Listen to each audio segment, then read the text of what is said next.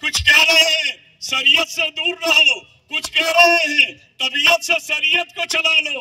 कह दो उनसे, जिसने शरीयत से दूर होने की बात किया वो इश्क़ मोहम्मद से दूर हुआ, जो इश्क़ मोहम्मद से दूर हुआ वो इस्लाम से दूर हुआ।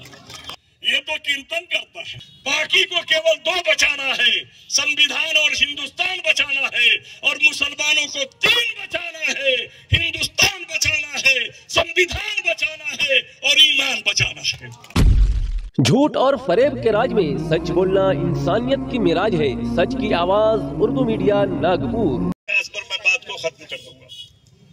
मैं सिर्फ तीन बात करने के लिए खड़ा हूँ। पहली बात यह कि हमारे में से पैदा हो गए हैं नए नए यजीद, पैदा हो गए हैं नए नए यजीद। इनसे क्या कौम का भला होगा? हुसैनियों बाखबर हो जाओ, दुनिया में फिर से करबला होगा। अब उन यजीदों का नाम लेने की जरूरत नहीं है, आपको अच्छे तरह से पता है। और इस पर भी एक शायर ने शेर कहा है कि दौलत से कबीले को शराफत नहीं मिलती, कारू का खजाना हो पर इज्जत नहीं मिलती, और मोहताजी से इज्जत आली नहीं जाती, इज्जत वो खजाना है जो खाली नहीं होती। आज कुछ कह रहे हैं शरीयत से दूर रहो, कुछ कह रहे हैं तबीयत से शरीयत को चला लो। कह दो उनसे, जिसने शरीयत से दूर होने की बात किया वो इश्क़ मोहम्मद से दूर हुआ, जो इश्क़ मोहम्मद से दूर हुआ वो इस्लाम से दूर हुआ।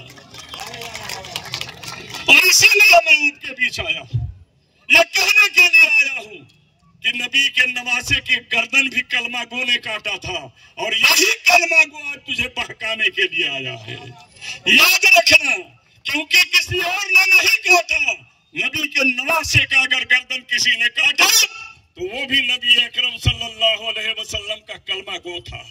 और ये तो वो भी नहीं है, ये तो कीर्तन करता है, ये तो क्या क्या करता है, गीत गाता है, सारी चीजें हैं।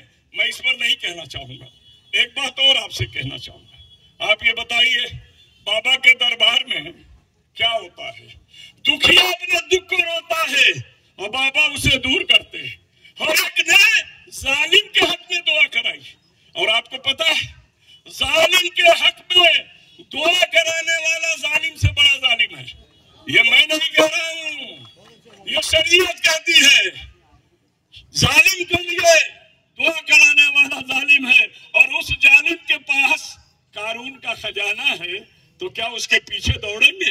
अरे हड्डी के पीछे कुत्ते दौड़ते हैं, दौलत के पीछे लालची दौड़ते हैं। मुसलमान ईमान के पीछे दौड़ता है, मुसलमान सम्मान के पीछे दौड़ता है। और आज सबसे बड़ी जवाबदारी मुसलमानों के बीच में है, बाकी को केवल दो बचाना है, संविधान और हिंदुस्तान बचाना है, और मुसलमानों को तीन बचाना है, हिंदुस्तान बचाना है, संविधान बचाना है और ईमान बचाना है। सोचिए क्या करना है, कैसे आपको रहना है। मैं एक बात पूछूं, जवाब दीजिएगा। झूठ बोलना पाप है कि पुण्य है? तो झूठ का वो बाप है। झूठ बोलना पुण्य नहीं, पाप है, वो झूठों का बाप है। तो आप बताइए उस झूठे का साथ देंगे? आज झूठों का साथ नहीं देना है, हमें अपने आप को सोच के चलना है। और इसीलिए मैं कहता हूं, इसीलिए मैं आपसे कहता हूं कि डिजिटल हो गई दुनिया सारी और किसान बना भिखारी। डिजिटल हो गई दुनिया सारी और किसान बना भिखारी। वो क्या जाना परिवार की पीड़ा जिसने छोड़ दी अपनी नारी। अब बताएं, जो अपने बेटी का नहीं हुआ वो किसी और का होगा। कहता भारत मेरा परिवार है। अरे जो परिवार है वही तुझसे गिरा रहे तो कौन सा परिवार है? सोचिए, समझिए।